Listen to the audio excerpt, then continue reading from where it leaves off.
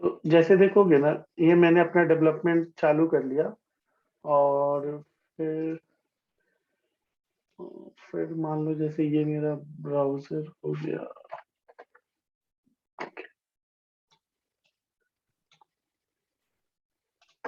ठीक है ना? तो ठीक, ये मेरा प्रोजेक्ट हो गया। और ये तो मैंने टेस्ट के लिए उस दिन बना लिया था, तो इसको डिलीट कर देते हैं। हाँ, अब जैसे क्या हुआ ना, तुम मतलब हम लोग को करना क्या है ना कि जैसे ये सब हटा देता हूँ, और एक असाइनमेंट बनाना है। तो सबको ही बनाना है, और वहां पे हम लोग क्या किया जाएगा ना कि वहां पर क्या किया जाएगा, यहाँ पे एक हम लोग लिख दिया जाएगा, लेट से H1। और यहाँ पे लिखा जाएगा HTML टैग। ये छोटा बहुत असाइनमेंट रहेगा कि सो डैट हम लोग का जो जो पढ़ रहे हैं ना वो याद होते जाए। और फिर उसके बाद लेट से दैट एक मैं हॉरिजॉन्टल लाइन डाल देता हूँ। ठीक है ना? और फिर इसके अंदर हम लोग, एक तुम लोगों ने टैग पढ़ा होगा जिसका नाम है एंकर। तो एंकर में एचरेफ दिया जाता है, और एचरेफ देते हैं, और दूसरा मतलब उसके बीच में कोई टाइटल लिख दिया जाएगा। तो सबसे आसान होता है पैराग्राफ। PARAG ऐसे लिख देते हैं, पी टैग। राइट? और ये पी टैग हो गया। और एक और चीज है ना, जैसे कि तुम लोग, जैसे ये पी टैग है, तो मुझे बेसिकली क्या करना है ना, यहाँ पर ऐसे लिखना है, पी टैग। अब देखो, लेकिन ये जो पी टैग है ना, मेरे को ऐसा ही दिखाई देना चाहिए, बट वो दिख नहीं रहा है। तो HTML में एक कॉन्सेप्ट होता है, HTML एंटिटीज। तो अब HTML एंटिटीज का मतलब क्या होता है ना, जैसे अब तुम देखो कि ये जो डॉक्यूमेंट है वो HTML डॉक्यूमेंट है। तो ब्राउजर में जब भी हम लोग ये डॉक्यूमेंट ओपन करते हैं ना, तो ब्राउजर क्या करता है, वो किसी का भी टैग नेम निकालना होगा, तो वो क्या करेगा, पहला ये कैरेक्टर पढ़ेगा। फिर तो वो देखेगा, वो यहाँ पे किसी ने स्टार्टिंग एंगल ब्रैकेट लिखा है, तो वो कोई ना कोई क्लोजिंग एंगल ब्रैकेट ढूंढेगा, और उसके बीच में जो भी लिखा रहेगा उसी को टैग नेम मानेगा। लेकिन यहाँ पे हम लोग क्या कर रहे हैं कि हम लोगों को आइडियली दिखाना है, मेरे आउटपुट में मेरे आउटपुट में यहाँ पर डायरेक्टली ऐसे ये लाइन ये दिखना चाहिए, ऐसे ऐसे लिखा हुआ होना चाहिए। लेकिन ये ब्राउजर क्या कर रहा है, देख रहा है कि अरे यार, ये तो मतलब स्टार्टिंग करली ब्रेकेट लिखा हुआ है। तो वो समझ रहा है कि ये कोई वैलिड वैलिड टैग नेम ही है, बट हमें ठीक कुछ है। और ही हाँ। काम है। जैसे यहाँ पे तुमने HTML लिखा है, तो ये डायरेक्टली HTML दिख रहा है कि नहीं दिख रहा है? बट हम लोग ये पूरा टेक्स्ट को ऐसा UI पे दिखाना चाहते हैं।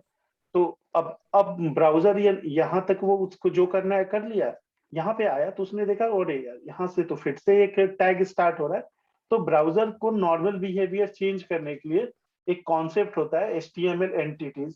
तो उसमें क्या होता है कि कोई भी कैरेक्टर का एक, यहाँ तो हम लोग एम्परसन और यहाँ पे एक नंबर लिख देते हैं, और यहाँ पे नहीं तो कुछ कुछ रेडीमेड नेम रहता है, वो लिख देते हैं। तो बेसिकली अगर तुम लोग देखो, ये जो एंगल ब्रैकेट है वो लेस देन है, और ये तुम्हारा ग्रेटर देन है। तो इसका एक ये कोड होता है। मतलब उसको हर एक कैरेक्टर का अंदर में एक कोड होता है। तो वो सब अभी बेसिक प्रोग्रामिंग में मालूम चलेगा कि जैसे हम लोग यहाँ पे MY लिखे हुए हैं, तो अंदर में इसका मेमोरी कैसे बनता है, कैरेक्टर एनकोडिंग क्या होता है, वो सब मतलब थोड़ा बेसिक्स है, लेकिन एडवांस है, तो हम लोग अभी के लिए एज्यूम कर लेते हैं। तो ये जो एट द एंड से जो स्टार्ट होता है ना, उसी उसी को हम लोग मानते हैं कि वो एंटिटी है। तो जैसे मेरे को क्या करना है कि यहाँ पर टैब कहाँ से आ गया, हाँ, टैग। ठीक है, यहाँ पे मेरे को डायरेक्टली यहाँ पे पैराग्राफ लिखना है, तो मैं यहाँ पर क्या लिखूंगा ना, और यहाँ पे एम्पर्स यहाँ पे GT लिख दूंगा, और यहाँ पे मैं बंद कर दूंगा। Okay, greater than, sorry, LT and GT। ठीक है ना? अब देखो, अब ये तो बेसिकली, अब यहाँ पे मेरे को लेस देन लिखना है, तो लेस देन लिखेंगे तो ब्राउजर को लगेगा कि रियल टैग है। तो उसी के लिए यहाँ पे हम लोग HTML एंटिटीज लिखते हैं। और अब तुम देखोगे कि ये डायरेक्टली पी एलिमेंट लिखा हुआ है। सिंस मैं इसको क्या बोलता हूँ, इसको मैं एंकर टैग के अंदर लिख रहा हूँ, लेकिन लेट्स से दैट मैं यहाँ पे एक H1 टैग के अंदर में लिख रहा हूँ जो थोड़ा बड़ा बड़ा दिखे। तो देखो ये डायरेक्टली इसके अंदर जो लिखा हुआ है वही लिखा हुआ आ रहा है। और ऐसे नाम से समझ में आ जा रहा है ना, लेस देन मतलब एम्परसेंड का मतलब हो गया कि कोई ना कोई HTML एंटिटीज चालू हो रहा है, और वो एम्परसेंड और सेमीकोलन के बीच में होता है। तो ये एक चीज होता है। ऑन द फ्लाई ये मुझे जरूरत पड़ गया तो मैं बता दिया। अब देखो हम लोग का असाइनमेंट में क्या है ना, कि हम लोग का असाइनमेंट में ये है कि ऐसे हम लोग क्या करेंगे, हर एक टैग को यहाँ पे लिखा जाएगा। और लेट्स से दैट कि मैंने एक ये लिखा, और यहाँ पे एक मैं लाइन ब्रेक ऐड कर देता हूँ, ठीक। और अब देखो यहाँ पर मैंने क्या किया, बहुत सारा टैग बना दिया, जैसे पैराग्राफ हो गया, फिर डिव हो गया, फिर मेरा LI हो गया, सॉरी अनऑर्डर लिस्ट हो गया, फिर यहाँ पे मेरा अनऑर्डर लिस्ट हो गया, ऑर्डर लिस्ट हो गया, फिर मेरा LI हो गया, फिर मेरा यहाँ पे जैसे कि अगर मैं देखा जाए तो डिव हो गया, स्पैन हो गया, फिर ये मैं अभी आपको याद है कि अवेलेबल है ये वेबसाइट पे, वहां से अरे देख के करना। मैं अभी देख के नहीं कर रहा हूँ, मेरे को याद मतलब मैं अभी तक जितना लिखा हूँ वो मेरे दिमाग में है, ठीक है ना। अब देखो, अब मैंने जितना भी यहाँ पे चीज लिखा, उसके बाद मैंने क्या किया ना कि एक एक ब्रेक दे दिया है। तो एक एक की बजाय लेट्स से मैं दो दो दे दे रहा हूँ कि थोड़ा क्लियर दिखे,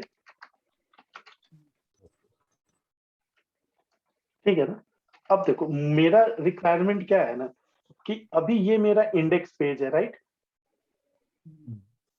अब उसी तरह हम लोग यहाँ पे क्या किया जाएगा ना, कि हर एक टैग के लिए यहाँ पे एक फाइल बना लिया जाएगा। लेट्स से दैट एक न्यू फाइल बना देते हैं p.html, ठीक। अब p.html में मैं यहाँ पे गया, एक नॉर्मल डॉक्यूमेंट बना लिया, और यहाँ से ये सब डिलीट कर दिया, और यहाँ पे लिख रहे हैं let's say p tag, right. और यहाँ पर मैं लिख दे रहा हूँ कि p टैग, मान लो H1 के अंदर मैं लिख दे रहा हूँ यहाँ पे एम्परसेंड लेस देन, और फिर उसके बाद p, और फिर एम्परसेंड GT, और फिर सेमीकोलन, ठीक है ना। और टैग नेम, पैराग्राफ टैग और पैराग्राफ एलिमेंट जो भी मैंने लिख दिए, और फिर यहाँ पे एक मैं हॉरिजॉन्टल लाइन के लिए ये लिख दे रहा हूँ, ठीक।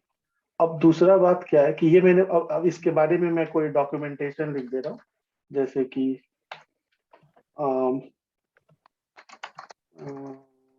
For creating paragraph in HTML document, p tag is used. Uh, this is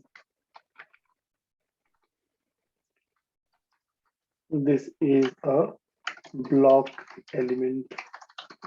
जो भी मेरे को मन किया डॉक्यूमेंटेशन में, जितना मेरा नॉलेज है, या मैं कहीं गूगल करके बना लिया। अब देखो, अभी ये जो मेरा डॉक्यूमेंट है वो p डॉक्यूमेंट है, और ये मेरा मेन डॉक्यूमेंट है। तो मैं क्या करूंगा ना भाई, कि ये जो मेरा मेन डॉक्यूमेंट है, वहां पे ये जो मैंने p रेफ दिया है, उस पे मैं क्या लिखूंगा ना, p.html। अब देखो तुम लोग ध्यान से देखना, अगर मैं इस पे क्लिक करूंगा ना, एंकर, ये जो ए है ना वो एंकर टैग है। तो एंकर टैग का मतलब एंकर टैग का मतलब ये होता है ना कि जो HTML डॉक्यूमेंट होता है ना, एक ही पेज में हजारों लिंक होता है। तो यहाँ पे मैंने इतने सारे लिंक बनाया है। तो अभी जो मैं पेज देख रहा हूँ वो 1.html है, उसका URL क्या है, मान लो मेरा वेबसाइट का नाम रहता www.example.com/1.html, तो मेरा ये वाला पेज दिखता। अब मैं क्या चाहता हूँ, इस पेज से दूसरे पेज पे जाना चाहता हूँ। तो मैं यहाँ पे क्या करूंगा, ये पैराग्राफ पे क्लिक करूंगा, ठीक है ना। तो जैसे मैं क्लिक करूंगा तो तुम नीचे देखोगे ना, यहाँ पर मतलब इस एरिया में देखना, जैसे मैं होवर कर रहा हूँ तो ये बता रहा है ना कि अगर इस लिंक पे क्लिक करूंगा तो वो मेरे को इस डॉक्यूमेंट पे लाके दे देगा। तो अब देखो पी टैग का डॉक्यूमेंटेशन स्टार्ट हो गया, और हम लोग यहाँ पे क्या किया जाएगा ना, हर एक डॉक्यूमेंट पे ये टेम्पलेट तुम मतलब यूज कर सकते हो। अब यहाँ पे हम लोग क्या किया जाएगा ना कि यहाँ पे एक मैं बटन दे देता, ये ठीक है, ठीक है, ठीक है, ठीक है।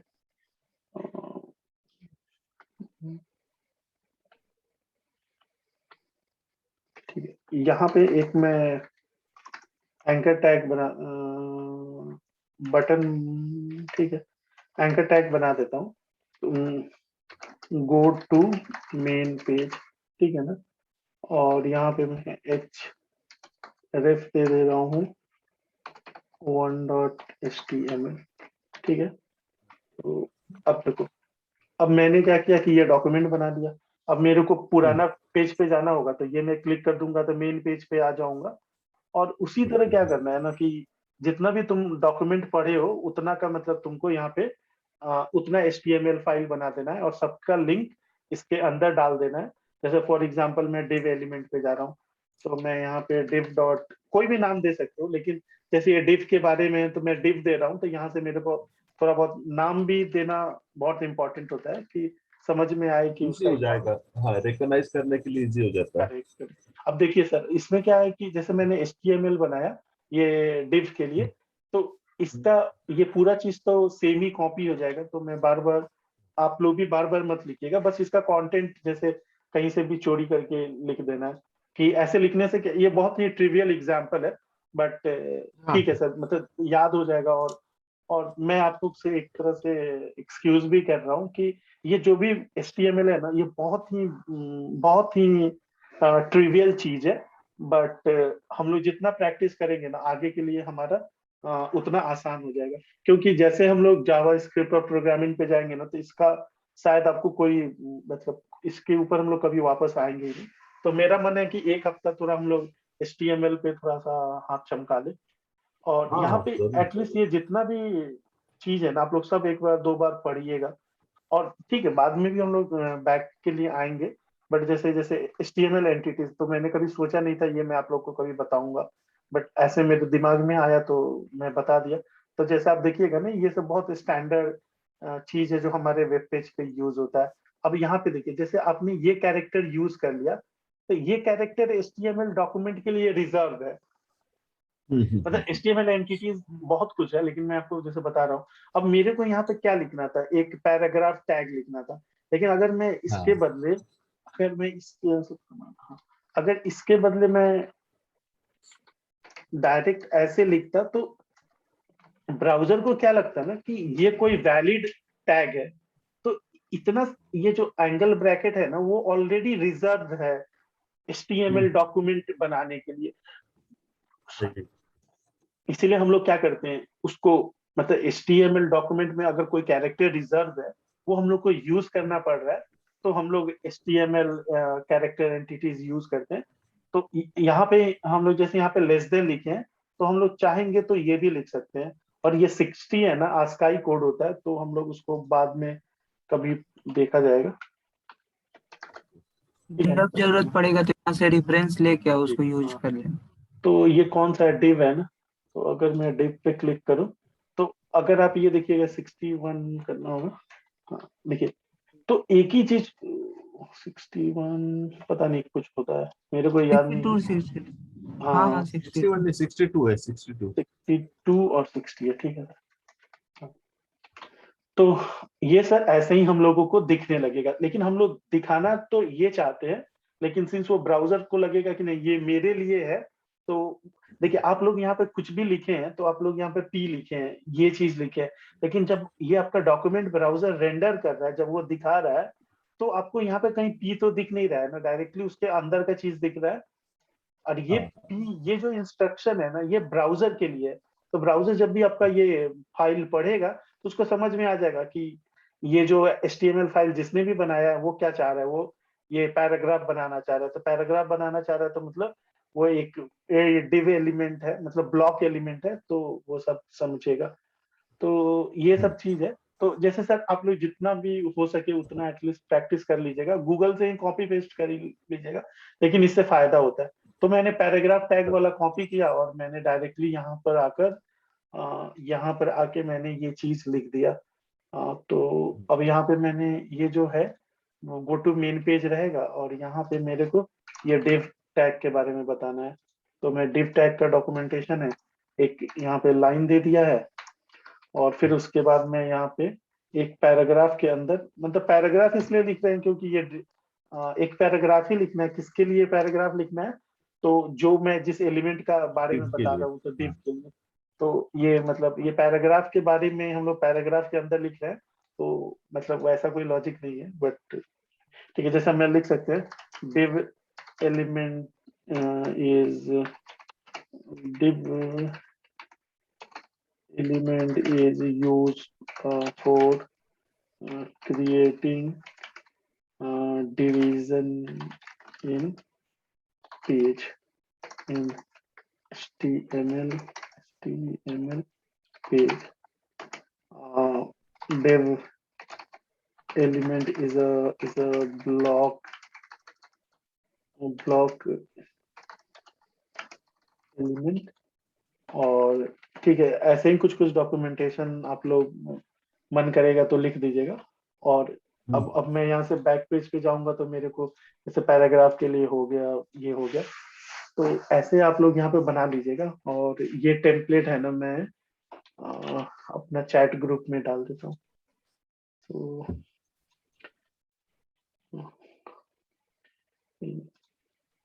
व्हाट्सएप पे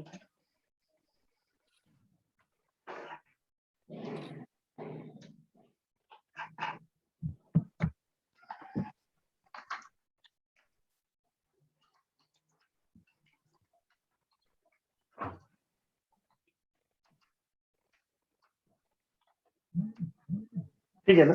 आप लोग मन करेगा तो ऐसे ही फाइल बना के कुछ कुछ लिख लीजिएगा। तो थोड़ा बहुत सर ये तो स्टूपिड टाइप का असाइनमेंट है, बट ये आप लोग नहीं इसमें नहीं, अगर जरूरी है। कॉन्फिडेंस आ जाएगा तो आगे चल के आप लोग को दिक्कत नहीं होगा। मैं अभी एकदम बिल्कुल कुछ भी मतलब क्या बोलते हैं हाई फाई चीज नहीं पढ़ाना चाह रहा हूँ। तो ये हो जाएगा, और ये हम लोग का असाइनमेंट भी हो जाएगा। तो एक असाइनमेंट ये हो जाएगा, तो आप लोग जितना भी पढ़िएगा वो लिखते चलिएगा, तो डॉक्यूमेंटेशन भी हो जाएगा, आपका प्रैक्टिस भी हो जाएगा, और आप लोग ये लिंक के बारे में समझ भी लीजिएगा। तो ये आज का है। तो आप लोग अभी तक कुछ पढ़े हैं तो उसमें कोई प्रॉब्लम आ रहा है क्या? मतलब आप लोग नहीं, ने घर पे जितना अपने से किया होगा। हाँ अभी तक जितना पढ़ा उसके अंदर कोई प्रॉब्लम नहीं आया है। ठीक है। बस एक वो जो कल जो पूछा था उस वही एक था कि ठीक। हम जब ये बनाते हैं, हम्म। सर टेबल आप लोग को बनाते हैं मतलब तो। जस्ट आपको एक एग्जांपल देने के लिए बता रहा हूँ कि मैं एक हाँ, प्रोजेक्ट पे काम कर रहा हूँ। तो जैसे आप वो ओके। प्रोजेक्ट देखिएगा तो समवट ऐसा दिखता है। अरे यार क्या हो गया कंप्यूटर। हाँ, तो ये सर मेरा प्रोजेक्ट है।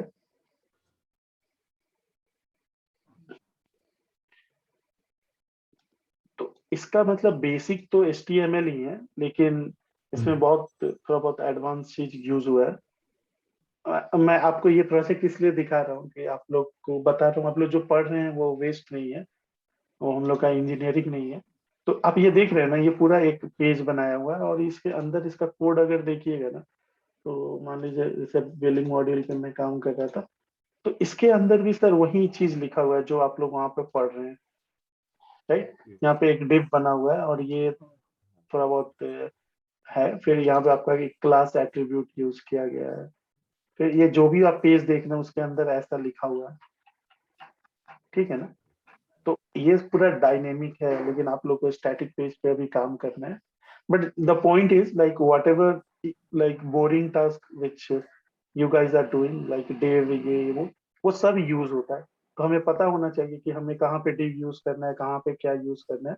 और मतलब एटलीस्ट आपके दिमाग में रहेगा कि इतने सारे मेरे पास टूल्स है, तो जब आपको जरूरत पड़ेगा ना, तो आप ऑटोमेटिक आपका दिमाग बताएगा कि अरे यार यहाँ पे तुम ऐसा यूज कर लो। ठीक।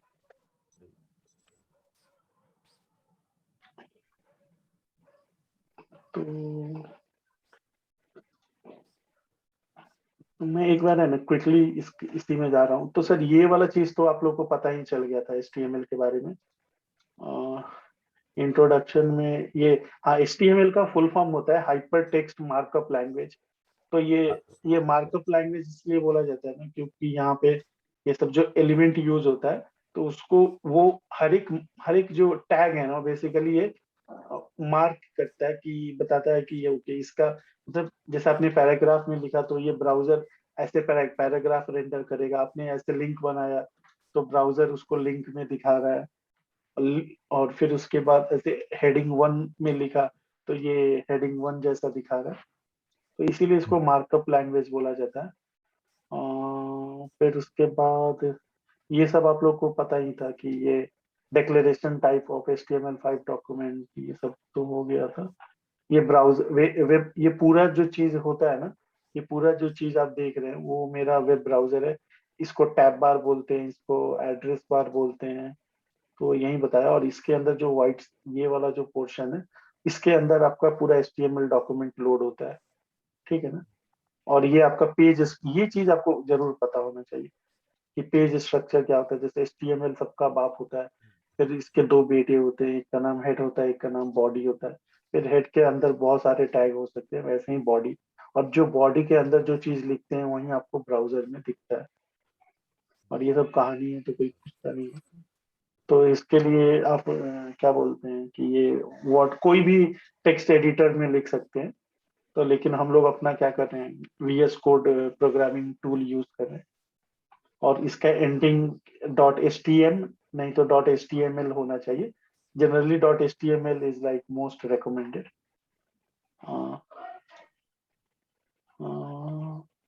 ये सब तो हम लोग का हो ही गया। सर एलिमेंट के बारे में समझ गए ना। HTML एलिमेंट वही जो अपना टैग नेम होता है उसी को HTML एलिमेंट बोलते हैं। ठीक है ना। तो उसका क्या होता है, उसको ये लेस देन और ग्रेटर देन के अंदर दिखाया जाता है। और इसमें दो टाइप के होते हैं, एक इसका स्टार्टिंग होता है, ये क्लोजिंग होता है। क्लोजिंग के लिए क्या होता है, लेस देन और एक फॉरवर्ड स्लैश से किया जाता है। और ये नेस्टेड भी हो सकता है, H1 के अंदर भी आप कुछ लिख सकते हैं। फॉर एग्जाम्पल अगर हम लोग यहाँ पे जाए तो हम लोग यहाँ पे H1 लिखे हैं और हम लोग चाह रहे हैं इसको इटालिक करने के लिए। तो इटालिक करने के लिए एक शायद ये टैग होता है, तो मैं यहाँ पे टैग्स लिख सकता हूँ। तो जैसे मैं टैग लिखूंगा तो ये इटालिक हो गया होगा। पता नहीं ये होता है। ठीक है होम सर, पेज ये पे मेरे को उतना याद नहीं आ रहा है लेकिन कुछ ऐसा तो ही होता है। होम पेज पे जाना पड़ेगा ना उसके लिए, जो ओ आपका हाँ ये हाँ हाँ उसकी सर, देखिए। सही। कंट्रोल, हाँ। हाँ सर, ये देखिए टैग ये वाला एक एक्स्ट्रा लिखा गया। तो ये हम लोगों का इटैलिक हो गया। तो आप ये अगर ध्यान से देखिएगा तो जो H1 है ना उसके अंदर हम लोग नेस्टिंग यूज किए हैं, राइट। और जैसे मान लीजिए मैं इसको स्पैन के अंदर लिख दिया। और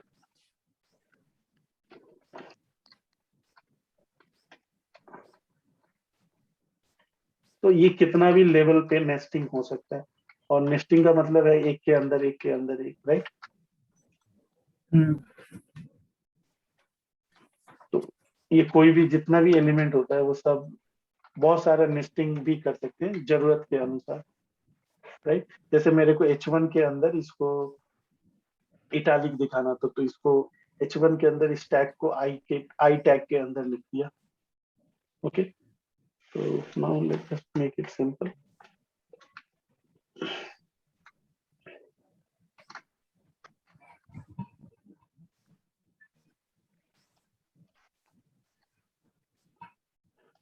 और इसमें नेस्टेड हो गया। और never skip the end tag, हाँ। और ये बोलता है ना सब, ये जैसे आपने यहाँ पे लिखा हुआ है, अगर हम लोग लिखेंगे तो ये ब्राउजर दिखा देगा, लेकिन ये गलत है। अगर जिसका भी इस स्टार्टिंग टैग है तो उसको एंडिंग टैग लिखना चाहिए। यहाँ पे क्या होता है, ब्राउजर जब इस फाइल को पढ़ता है तो ब्राउजर को लगता है कि यार यहाँ पे इसने गलती लिखा है। फिर भी कभी कभी ब्राउजर माफ कर देता है। बट जब हमारा प्रोजेक्ट बहुत बड़ा हो जाता है उस केस में अगर ऐसा गलती करते हैं लोग ना, तो मतलब हम ही लोग को समझ में नहीं आएगा। जैसे फॉर एग्जांपल अगर आप देखिए कि एक सेकंड,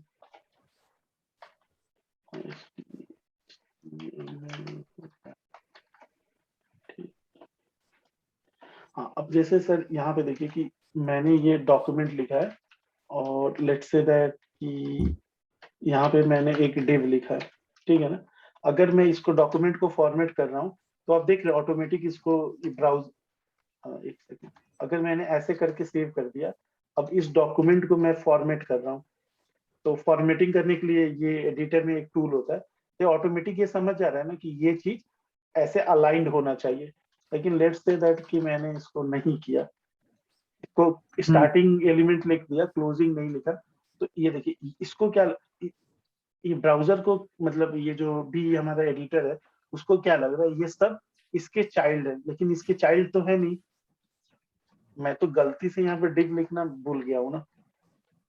तो ये सब प्रॉब्लम होते हैं, और ऐसा बहुत सारा प्रॉब्लम आएगा जब हम लोग बहुत बड़ा बड़ा HTML लिखेंगे। जैसे कि फॉर एग्जांपल अगर आप ये देखिए तो ये ऑलमोस्ट आप लोगों का 450 लाइन का HTML है।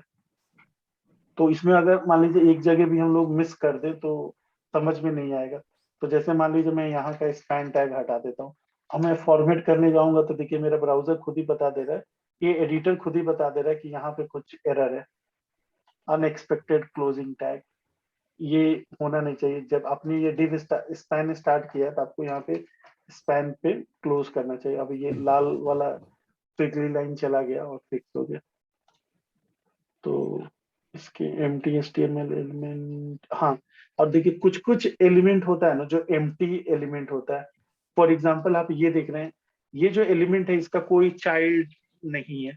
जैसे फॉर एग्जांपल ये H1 है तो इसका चाइल्ड ये टेक्स्ट हुआ कि नहीं हुआ, लेकिन ये भी तो एक एलिमेंट है ना HR, लेकिन इसका कोई चाइल्ड नहीं हाँ है, तो इसको हम लोग एम्प्टी HTML एलिमेंट बोलेंगे। और जो अच्छा, केस होता है ना ऐसे वो, BR टैग भी, हाँ, BRB तुम्हारा क्या होता है, वो तुम्हारा एम्प्टी एम्प्टी एलिमेंट। HTML। और जैसे कि वैसे बहुत सारा होता है, बट ठीक है। और अब जो HTML टैग होता है ना वो नॉन सेंसिटिव होता है। तो केस सेंसिटिव का मतलब क्या होता है ना, जैसे ये इसको केस बोलते हैं और सेंसिटिव, तो इस केस सेंसिटिव का मतलब ये होता है ना कि जैसे मान लो ये अभी जो मैंने अपना नाम लिखा विवेक और मैंने विवेक लिखा। अब ये देखो, ये क्या है कि ये पूरा लोअर केस में, ये पूरा अपर केस में है। तो अगर हम लोग बोलेंगे कि ये जो लाइन नंबर 11 और लाइन नंबर 12 दोनों केस दोनों का केस एक ही है क्या, तो यहाँ पे देखोगे कि ये दोनों का केस डिफरेंट है। और मे बी मैं ऐसे भी लिख सकता हूँ, तो ये हमारा केस, ये केस मतलब दोनों का डिफरेंट है। अब देखो, अब हमारा क्या हो रहा है कि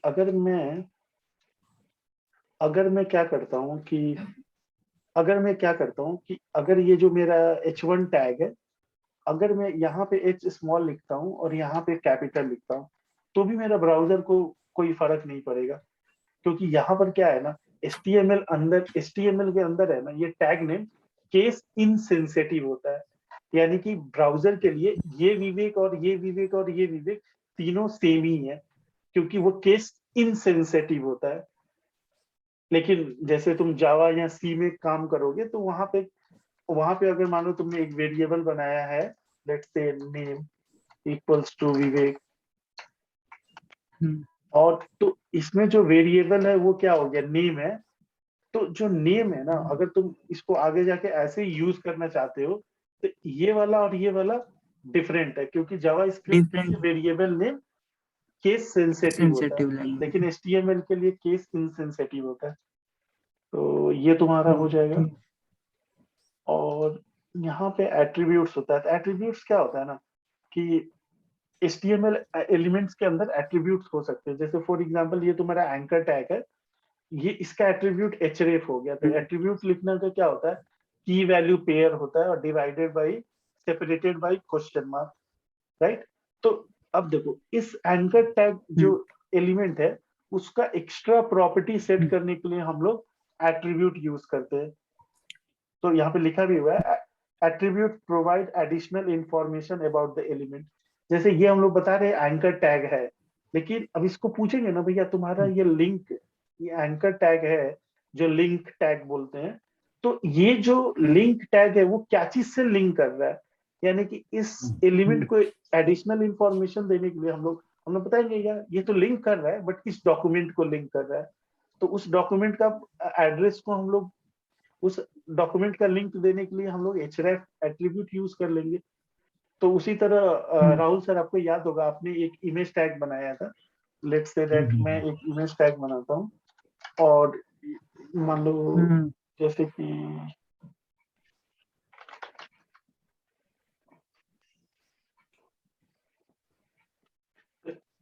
ये जो इमेज है इसका मैं कॉपी कर लिंक कॉपी कर लिया। हाँ अब देखो इस इमेज है, तो ये जो इमेज टैग है वो तो एम्प्टी एलिमेंट होता है, बट इस इमेज मतलब जब मैं इमेज टैग यूज कर रहा हूँ तो इसका मतलब हो गया कि मैं अपने डॉक्यूमेंट में कोई इमेज दिखाने का कोशिश कर रहा हूँ, वंडर, हाँ ठीक है ना। तो लेकिन यहाँ पे मेरा क्या है, इसका इस इमेज एलिमेंट के बारे में एक्स्ट्रा इंफॉर्मेशन देना होगा, एडिशनल इंफॉर्मेशन होगा, तो एट्रीब्यूट यूज करेंगे। और यहाँ पे मैं क्या कर सकता हूँ, बता रहा हूँ कि ठीक है भाई ये जो इमेज है ना उसका एड्रेस ये है, राइट। अब देखिए अब जो मैंने ये जो इमेज का एड्रेस दे दिया और मेरे को और भी इंफॉर्मेशन देना है कि जैसे भाई ये इसका जो विड्थ है ना, तो तुम मेरे को ज्यादा इसका विड्थ मान लो मेरे को 400 पिक्सल दिखाओ, तो वो क्या करेगा, तो मैं और भी एडिशनल इंफॉर्मेशन दे रहा हूँ। फिर मैं हाइट सेट करना चाहता हूँ लेट्स से 600, तो मैं और भी देना चाहता हूँ। अगर मान लो मेरा इंटरनेट डाउन है या ये एड्रेस गलत है, तो जैसे मान लो यहाँ पे मैं एड्रेस गलत के बदले मैं ये लिख दे रहा हूँ, तो अरे यार फिर क्यों आ रहा है, ओके हाँ। अब देखो ये जो इमेज है तो वो क्या किया, ये ब्रोकन इमेज है क्योंकि ये एड्रेस गलत है। तो अगर मान लो कोई कारण से वो इंटरनेट स्लो है, ये इमेज नहीं लोड हो पा रहा है, तो मेरे को इस इमेज के बारे में कोई इंफॉर्मेशन देना चाहता हूँ, तो एक ऑल्ट एट्रीब्यूट भी है, तो इसमें मैं दे सकता हूँ this is some scenery image. और इसका दूसरा काम क्या है जो ऑल्ट टैग है ना, कि अब देखो मेरा इमेज नहीं लोड हो रहा है तो उसके बदले मेरा ये इंफॉर्मेशन आ जा रहा है, और यहाँ पे ब्रोकन इमेज का ब्राउजर अपना एक गंदा सा आइकॉन दिखाते रहे। और दूसरा बात क्या है ना कि अगर मैं मान लो कोई बंदा है जिसका वो उसको विजुअली इम्पेयर्ड है, तो उस केस में क्या होगा ना, अगर वो कोई स्क्रीन रीडर ऑन करेगा तो वो स्क्रीन रीडर वो इमेज के बदले बताएगा कि किस चीज का इमेज है। हाँ देखिए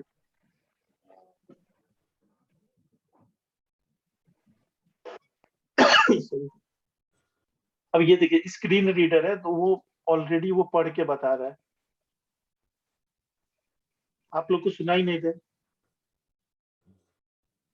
इसके बदले ये पढ़ रहा है this is a scenery image, तो इसका भी यूज होता है, एक्सेसिबिलिटी के लिए भी ये सब यूज होता है। अब अगला क्वेश्चन ये आता है कि मेरे को किसी भी एलिमेंट का एट्रीब्यूट कैसे देखना होगा, तो यहाँ पे वही सब वो एग्जाम्पल बताया है। और पता नहीं, और ऐसे हर एक एलिमेंट का अलग अलग एट्रीब्यूट होता है, ऐसा नहीं है कि ये SRC आपको हर एक जगह चलेगा, विथ हर एक जगह चलेगा, हर एक एलिमेंट का अपना अपना एट्रीब्यूट्स होता है।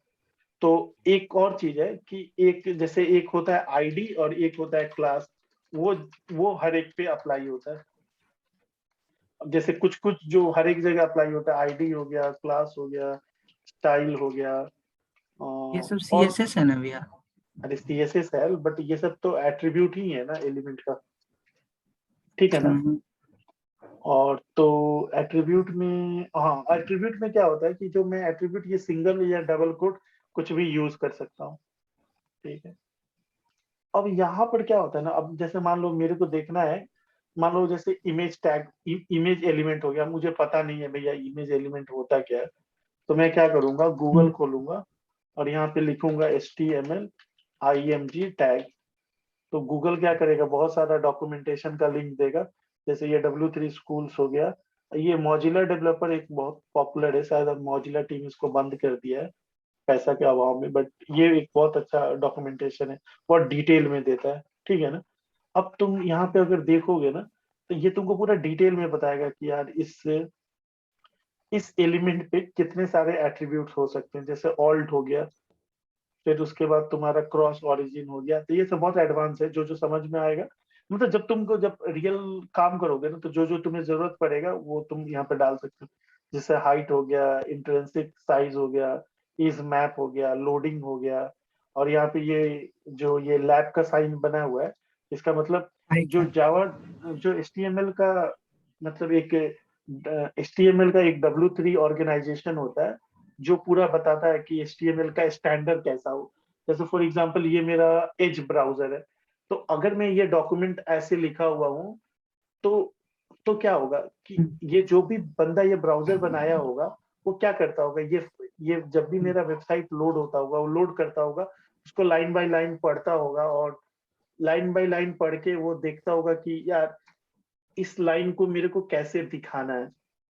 तो ये कोई ना कोई एक गवर्निंग बॉडी होगा ना, जो बताएगा कि ओके, जब भी कोई इमेज टैग होगा, वो एसआरसी होगा, विथ होगा, इसका क्या मतलब है। तो ये जो मतलब है ना, उसमें हमेशा कुछ ना कुछ नया चीज ऐड होता है। तो ऐड होने का एक प्रक्रिया होता है। मान लो जैसे मैं एक आदमी हूँ, या मैं गूगल हूँ, या माइक्रोसॉफ्ट हूँ, तो मैं बोलूंगा यार इस इमेज टैग में है ना, ये फीचर ऐड हो जाएगा तो अच्छा होगा। तो मेरे को लगता है ये फीचर ऐड होना चाहिए, तो मैं ये फीचर रिक्वेस्ट करूंगा वो W3C को, वो जो ऑर्गेनाइजेशन है। तो वो हमारा फीचर उसको अच्छा लगेगा, तो वो अपना एक ड्राफ्ट बनाएगा, फिर वो ड्राफ्ट फाइनलाइज हो जाएगा। फिर उसके बाद क्या होगा कि उसको जितने भी ब्राउजर वेंडर है, वो धीरे धीरे अपने ब्राउजर में वो फीचर डेवलप करने लगेंगे। तो ये जो साइन